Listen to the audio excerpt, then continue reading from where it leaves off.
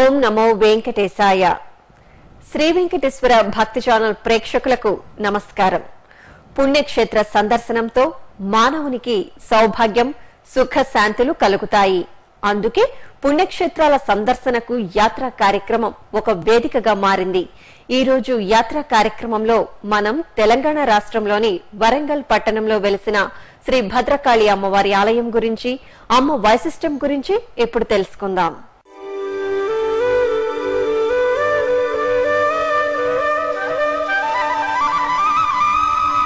ఈ సకల సృష్టి ఏర్పడ్డానికి ముందు ఒక మహాంధకారం వ్యాపించి ఉంది. ఆ చిక్కని చీకటిలో అణువణువు శక్తి చైతన్యంతో ఉరకలెత్తుతోంది. మహానా శక్తి ఆకాశావకాశాలన్నీ నిండిపోయింది. ఆ శక్తికి రూపం లేదు. పదార్థంగా పరిణమించి రూపాన్ని సంతరించుకొని ఆ మహాశక్తి చైతన్యం పేరే మహాకాళి అని మనకి శతపథ బ్రాహ్మణం వివరిస్తోంది.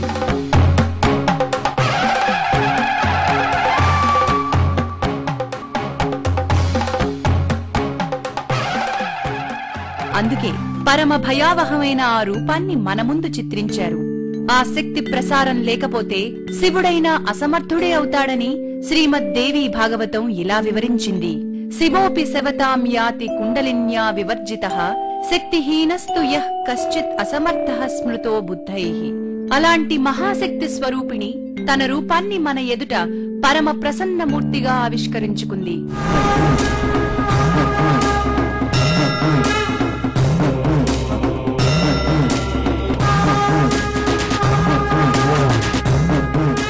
కాకతీయ సామ్రాజ్య రాజధానిగా విలసిల్లిన వరంగల్లులోని హనుమత్ పర్వతం పైన భద్రకాళిగా మనకి దర్శనమిస్తోంది.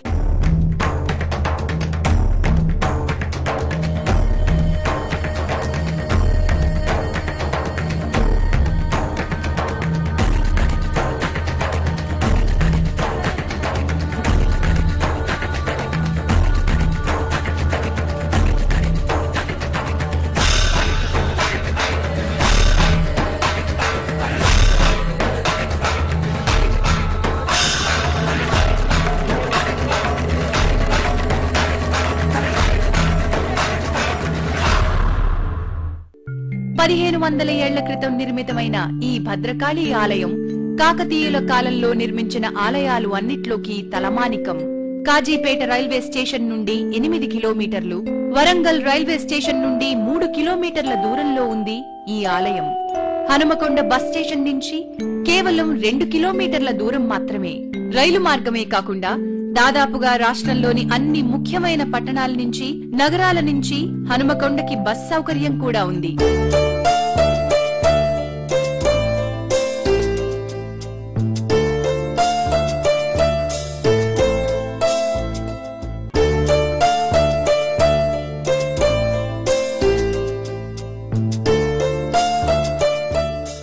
ఈ ఆలయాన్ని చేరుకోవడానికి ప్రధాన రహదారి నుంచి వస్తుంటే ఆ కిలోమీటర్ దూరమంతా వివిధ దేవాలయాలు దర్శనమిస్తాయి.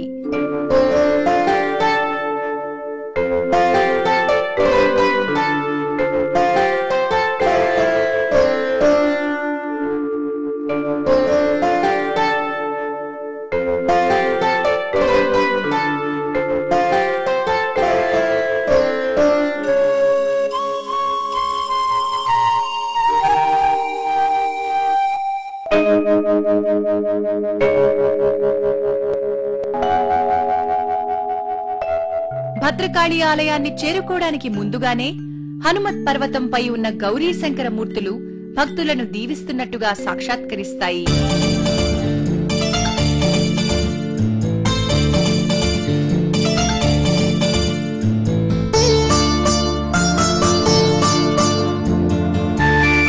అదిగో పరమశివ కుటుంబ శిల్పం. అనేక మూర్తుల ఆదిదేవుడు, అనవరతం అమ్మాదుకునే శివుడు.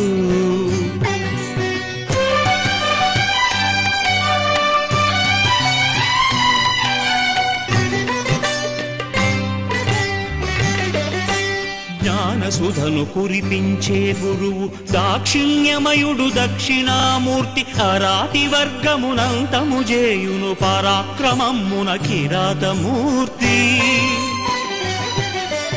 కనుబొమల నడుమ కనిపించినది కాశీలింగము జ్యోతిర్మూర్తి ప్రకృతి పురుషాత్మక శ్రీతత్వము అర్ధనారీశ్వరాద్భుతమూర్తి అనేక మూర్తుల ఆదిదేవుడు అనవరతము మమ్మాదుకునే శివుడు శివుడు. అక్కడే వరుసగా కుమార, గణపతి, భైరవ, శక్తి గణపతుల మూర్తులు మనకి సాక్షాత్కరిస్తాయి.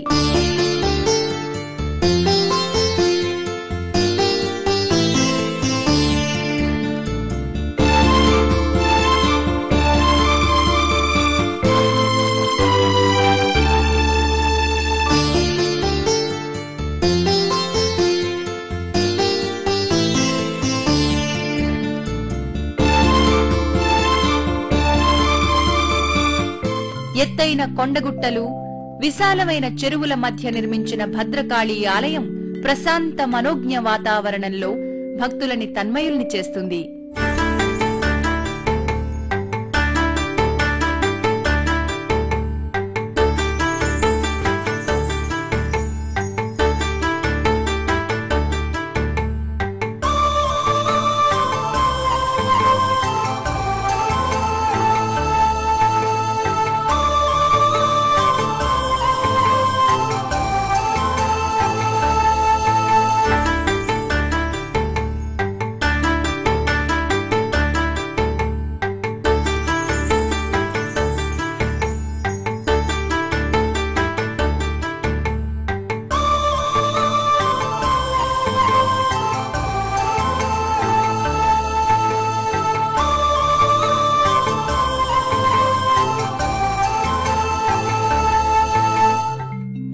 ప్రతాపరుద్ర చక్రవర్తి దిగ్విజయ యాత్రకు వెళ్లే ముందుగా ఈ భద్రకాళిని పూజించి హనుమకొండ వెలుపలి తోటల్లోనే తన సైన్యంతో విడిది చేసినట్టు చరిత్ర చెప్తోంది.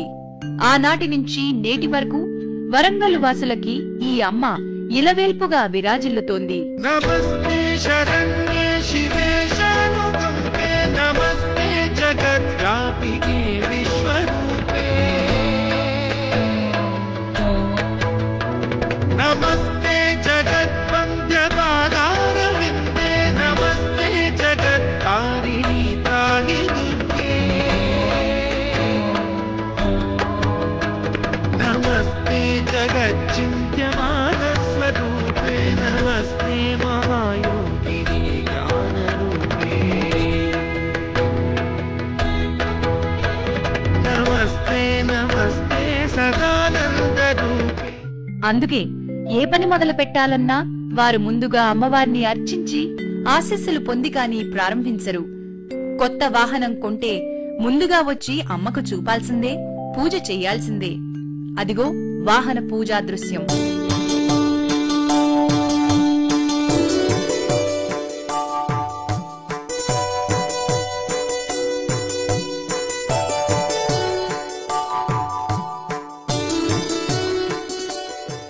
అది భద్రకాళి గర్భాలయ గోపురం. ఆ గోపురం పైన ఎన్నో రమణీయ శిల్పాలు దర్శనమిస్తాయి.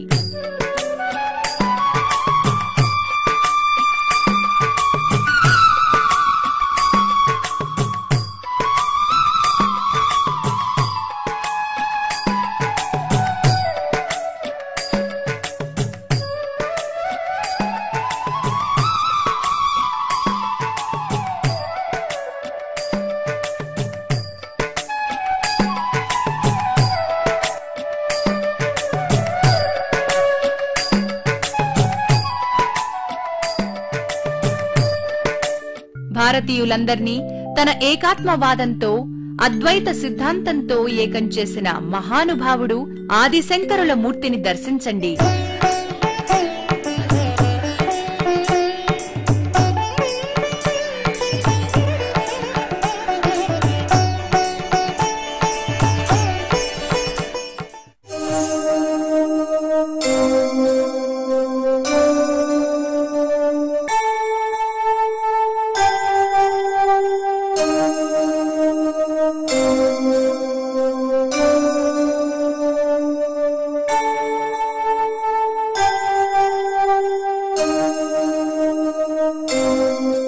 శ్రీ భద్రకాళి అమ్మవారి ఆలయంలోకి ప్రవేశించే ముందుగా శ్రీవల్లభ గణపతిని దర్శించుకోవాలి. 10 హస్తాలతో ఉంటారు కాబట్టి ఈ గణపతి స్వామి వారిని శ్రీవల్లభ గణపతి అంటారు. ఇప్పుడు ఆ వల్లభ గణపతి స్వామి వారిని దర్శించుకుందాం. అయ్యవారి దగ్గరైనా అమ్మవారి దగ్గరైనా ఆ మాటకొస్తే ఏ దేవతా పూజలోనైనా ప్రథమ పూజ అందుకునేది గణపతి. ఇక్కడ ఉన్న గణపతిని శ్రీవల్లభ గణపతి అంటారు. అంటే లక్ష్మీ గణపతి అన్నమాట. సర్వ విఘ్నాలను తొలగించడమే కాక కోరిన సంపదలను ప్రసాదించేవాడు ఈ శ్రీవల్లభ గణపతి.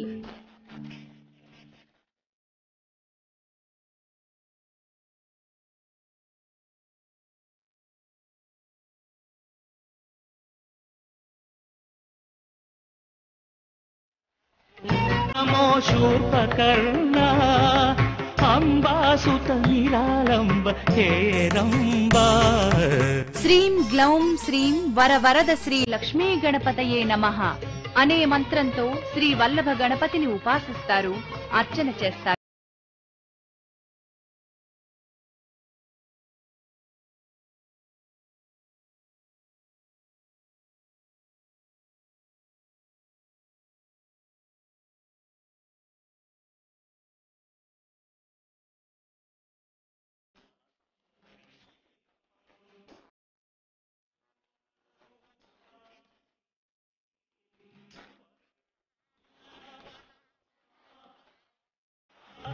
ఆ గణపతిని సేవించిన భక్తులు ప్రధాన ఆలయంలోకి ప్రవేశించి ధ్వజస్తంభానికి ప్రదక్షిణలు చేస్తారు. శ్రీ భద్రకాళి అమ్మవారి ఆలయంలోకి ప్రవేశించగానే మనకు కనిపిస్తుంది ధ్వజస్తంభం.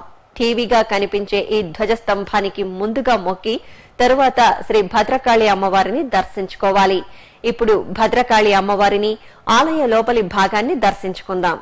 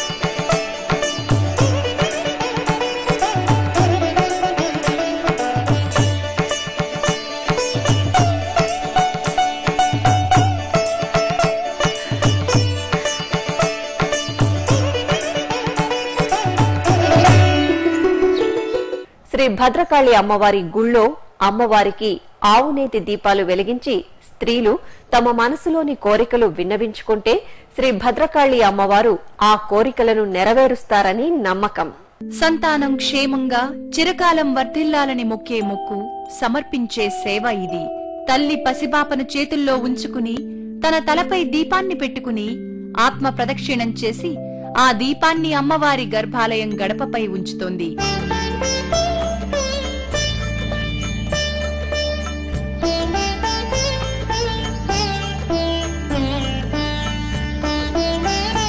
ఇది విచిత్రమైన స్థానికాచారం, సాంప్రదాయం.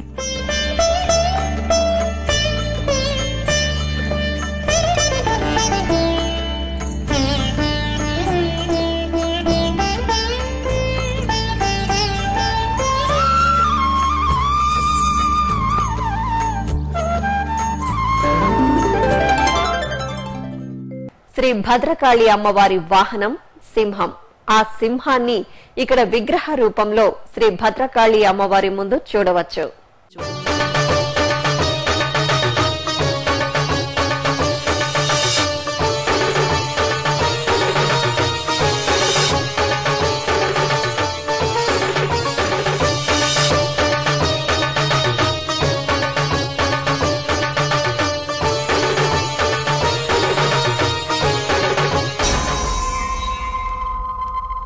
శ్రీ భద్రకాళి అమ్మవారి మండపం, గర్భాలయం లాంటి నిర్మాణాలు 11వ శతాబ్దంలో నిర్మించబడ్డాయి. లోపల ఉన్నటువంటి స్తంభాలు, శిల్ప సంపద అంతా కాకతీయుల శిల్పకళా వైభవాన్ని మనకు చాటి చెబుతుంటే, బయట ఉన్నటువంటి ప్రాంగణమంతా నూతనంగా నిర్మించబడింది. భక్తుల సౌకర్యార్థం విశాలమైన మండపాలని, క్యూలైన్లను నిర్మించారు.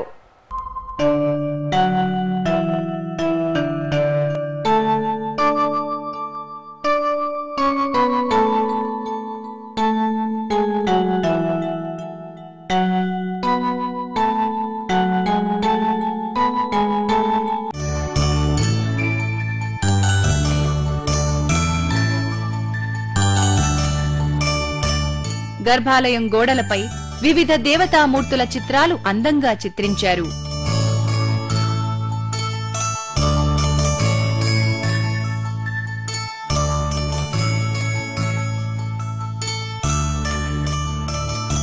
గర్భాలయ ద్వారంపై భద్రకాళి మూర్తి ఇది.